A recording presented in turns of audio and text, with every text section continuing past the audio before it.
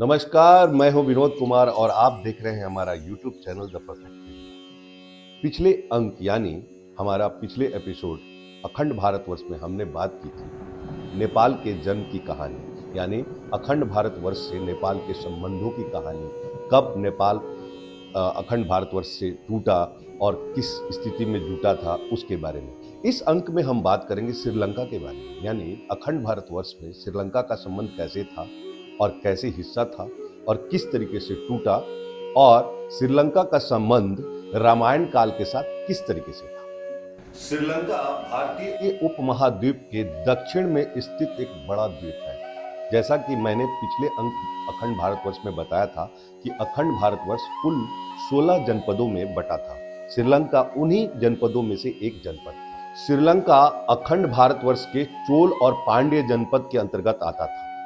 2350 वर्ष पूर्व श्रीलंका की पूरी आबादी वैदिक धर्म का ही पालन करती थी। हिंदू पौराणिक मान्यताओं के अनुसार श्रीलंका को भगवान शिव जी ने बसाया था। माता पार्वती के विशेष आग्रह पर शिव जी ने विश्वकर्मा को आदेश दिया था और विश्वकर्मा ने यहाँ पर सोने का महल बनाया था और उस महल का पूजन ऋषि विश्वशर्मा ने करवाया था।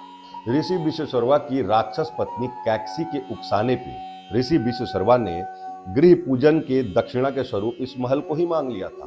फिर मां पार्वती गुस्से में आकर ऋषि विश्वशर्मा को श्राप दिया और कहा कि महादेव का ही एक अंश इस महल को जलाकर खाक कर देगा और ऋषि तेरे कुल का भी विनाश हो जाएगा। ऋषि विश्वशर्मा की पहली पत्नी का नाम था देवर्णी और देवर्णी ही कुबेर की माता थी, और दूसरी राक्षस पत्नी कैकसी से 3 पुत्र और 1 पुत्री उत्पन्न हुए। तीनों पुत्रों के नाम क्रमशः इस तरह रावण, कुंभकर्ण और विभीषण, और पुत्री का नाम शूर्पणखा। और ऋषि विश्वशर्मा के सभी पुत्रों में सबसे बड़े पुत्र कुबेर थे, तो सोने के महल का आधिपत्य जो था वो कुबेर को मिला। और बाद में रावण ने सोने की लंका को कुबेर से छीन लिया और कुबेर को ही बाहर का रास्ता दिखा दिया। और माता पार्वती के श्राप के कारण शिव जी के रुद्र अवतार श्री हनुमान जी ने इस सोने के लंके को जलाकर खाक कर दिया था, और उनके दूसरे श्राप यानी कुल विनाश श्री राम रावण युद्ध के दौरान ही फलित हो गया। और उस युद्ध में ऋषि विश्वशर्मा के दोनों पुत्र रावण और कुंभकर्ण काल के ग्रास बना दिए गए और विभीषण श्री राम जी के शरण में होने के कारण बच गए। ऐसी मान्यता है कि भगवान श्री राम ने ही श्रीलंका को भारतवर्ष का एक जनपद बनाया था, और अखंड भारतवर्ष में शैव, यक्ष और नागवंशियों का भी राज श्रीलंका में रहा। हिंदू सम्राट अशोक ने वर्षों के लड़ाई के बाद बौद्ध धर्म को अपना लिया और उसके बाद युद्ध का बहिष्कार किया और शिकार एवं युद्ध पर पूर्णतः पाबंदी लगा दी। सम्राट अशोक ने अपने पुत्र महेंद्र और पुत्री संघमित्रा को धर्म प्रचार के लिए श्रीलंका भेजा, और उस समय के श्रीलंका के राजा देवनामपिया तिस्सा ने बौद्ध धर्म अपनाया और वहां पर महाविहार बौद्ध मठ की स्थापना की।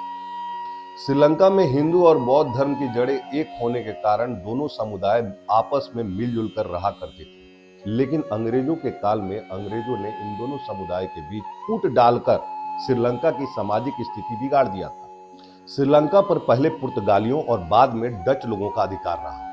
1800 ईस्वी के आरंभ में अंग्रेजों ने इस पर अपना आधिपत्य जमाना शुरू किया और 1818 ईस्वी आते आते तक यानी 1800 से 18 में अंग्रेजों ने इस पर पूर्ण आधिपत्य पा भी लिया। एक ताजा शोध के अनुसार श्रीलंका में रह रहे सिंहल जाति का संबंध उत्तर भारतीयों के साथ है।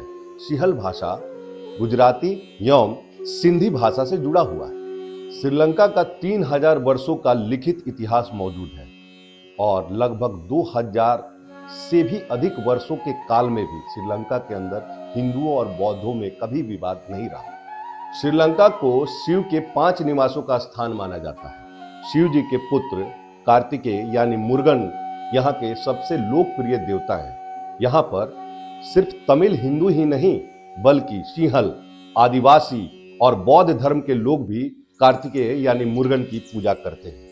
अंग्रेजों के काल में ही अंग्रेजों ने फूट डालो शासन करो नीति के तहत श्रीलंका के अंदर तमिल और सिंहलियों के बीच सांप्रदायिक एकता को बिगाड़ दिया था, और दूसरे विश्व युद्ध के बाद यानी 4 फरवरी 1948 को श्रीलंका पूरी तरह स्वतंत्र हो पाया।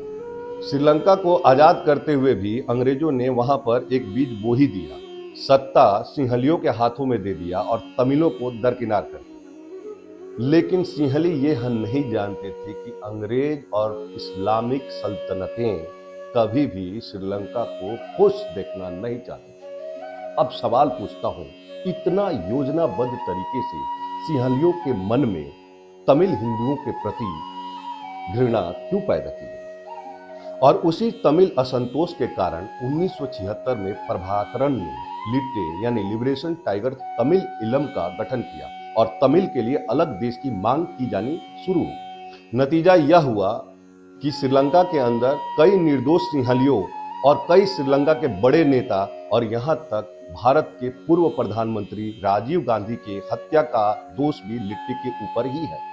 श्रीलंका बौद्ध धर्म को जरूर मानता है, लेकिन आज भी श्रीलंका के अंदर कई ऐसी सांप्रदायिक शक्तियों ने श्रीलंका का माहौल पूरी तरह बिगाड़ के रखा हुआ है। श्रीलंका के अंदर एक पहाड़ है जिसका नाम है श्रीपद चोटी।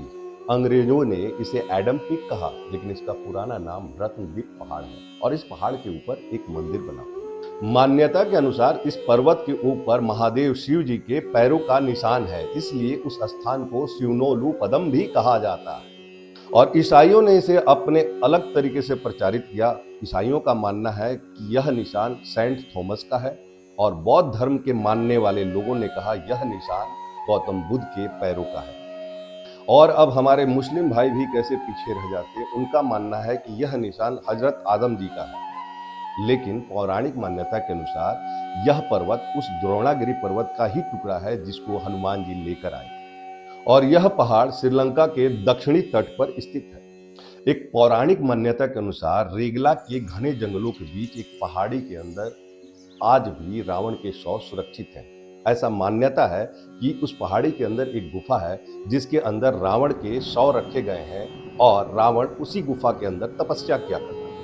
और लोगों का मानना है कि यह गुफा 8000 फुट की ऊंचाई पर स्थित है और 17 फुट लंबे ताबूत के अंदर रावण का शव इसी गुफा के अंदर रखा गया है। पुरातत्व विभाग और श्रीलंका का पर्यटन मंत्रालय के शोध से इस बात की भी पुष्टि हो जाती कि श्रीलंका के नुआरा एलिया पहाड़ियों के बीच रावण गुफा, अशोक वाटिका, खंडहर हो चुके विभीषण के महल के अवशेष मिले हैं जिनका संबंध रामायण काल से था। 50 अन्य स्थान भी ढूंढे हैं जिनमें रावण की सोने की लंका और रावण का हवाई अड्डा शामिल है। वर्तमान में श्रीलंका की आबादी लगभग 2.2 करोड़ की है, जिसमें से 70% बौद्ध हैं, 10% मुस्लिम हैं, 12% हिंदू हैं और 6% कैथोलिक हैं।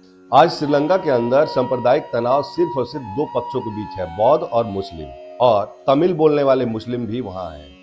सांप्रदायिक हिंसा के मध्य तमिल और सिंहलियों का पुराना विवाद इस आग में घी डालने का ही काम करता है। वर्तमान भारत से श्रीलंका की दूरी 32 किलोमीटर है और श्रीलंका 1972 तक सिलोन नाम से जाना जाता था। 1978 में इसका नाम बदलकर लंका कर दिया गया और बाद में सम्मान शब्द यानी सम्मान सूचक शब्द श्री जोड़कर इसे श्रीलंका कर दिया। एक रचना जानकी हरण जिसके रचयिता कुमार दास थे।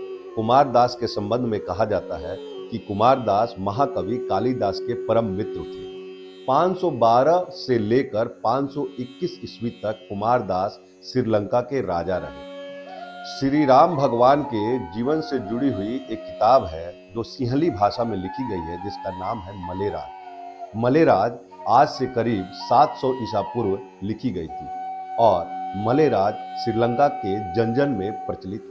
तो यह है श्रीलंका का पूर्व के अखंड भारतवर्ष का ही एक हिस्सा होने की कहानी और साथ साथ नए श्रीलंका के जन्म की कहानी। तो कैसा लगा आपको यह अंक? अगर अच्छा लगा हो तो शेयर करें, लाइक करें, सब्सक्राइब करें और कमेंट बॉक्स के अंदर जाकर कुछ अच्छी अच्छी बातें लिखें जिससे हमारा उत्साह बढ़ता रहे। जल्द ही हम अपने नए एपिसोड में आपके समक्ष हाजिर हो जाएंगे। तब तक के लिए आप अपना बहुत ख्याल रखिएगा। नमस्कार, जय हिंद, जय भारत।